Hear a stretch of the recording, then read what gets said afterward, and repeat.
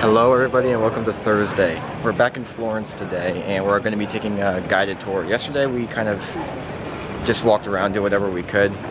Today we're actually going to be able to learn about what the city has to offer. We're starting off in the church that we walked up yesterday. I mean, this place looks even bigger from the bottom. Like, you can see just how much there is.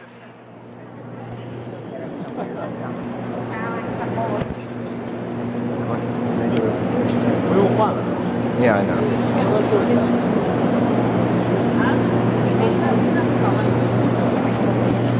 I mean, there's just so much to see here. 30,000, okay? It was started in 1296 and completed in 1436. So it's between Gothic and Renaissance architecture. The pointed arches up there, you see, that is Gothic architecture.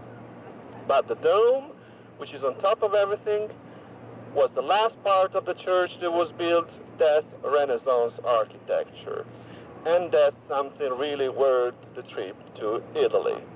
It's our dome. Here's another view of the dome from the bottom portion of the cathedral. If we talk about the dome, that's #1 in the world. I mean, that dome up there is still the largest dome in the world. It's bigger than the one in you might. Okay, so now we're headed to the bridge.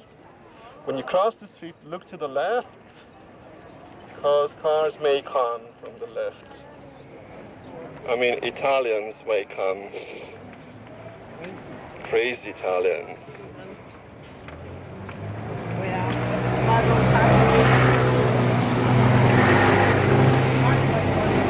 It's an original bridge built in the 1300s, and I guess it's kind of weird. Can you see there are so many shops?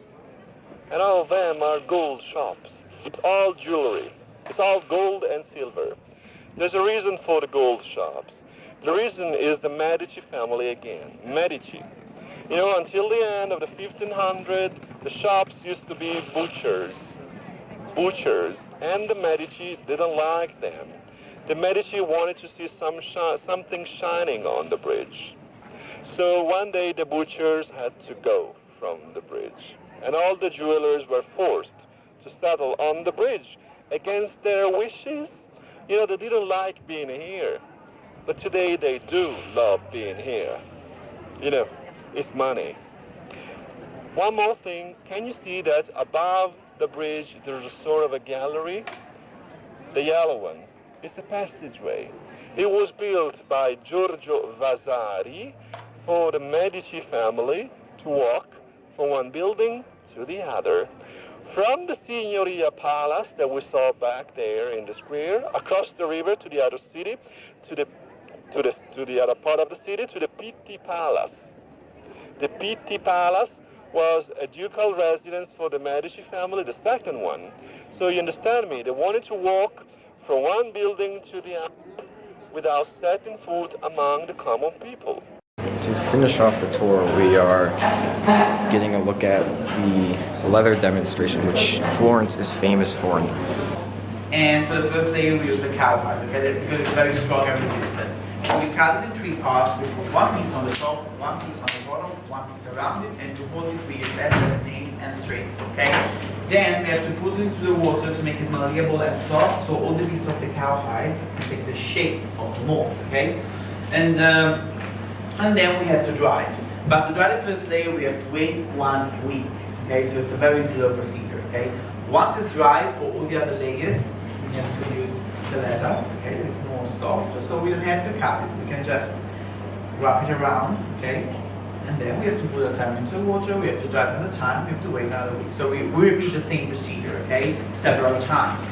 Because in the end, a box like this has like 12 layers, okay? So to make a box like this, we have to wait like 3 months, okay? Because for each layer is 1 week to wait until it's dry. So to make a box like this, we have to wait 3 months. And we wait so much time because in the end, all the layers, they hold together, they stick together naturally, so without any glues, okay? And they form one solid big thick layer, so Florentine box, so it's gonna be very strong, okay, and resistant. but it's made by 100% genuine leather and nothing else, okay? Lunch is amazing. It is fantastic. Like, this is beef surrounding an artichoke. And the potatoes like are all like stewed into like this homemade tomato sauce, and it's just fantastic how they created this delicacy. After lunch, we were exploring just Florence in general. We came up here, and look at this view. This is literally something that... Hi. Yeah, battery died. I didn't have any access to a second battery, so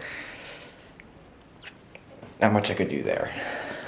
I did get extra pictures after that because I couldn't take video, but I could take pictures. But anyway, we're back at the hotel now. Not much going on for the rest of the night. We did get to have dinner in Florence again, but again, I couldn't get anything out of that.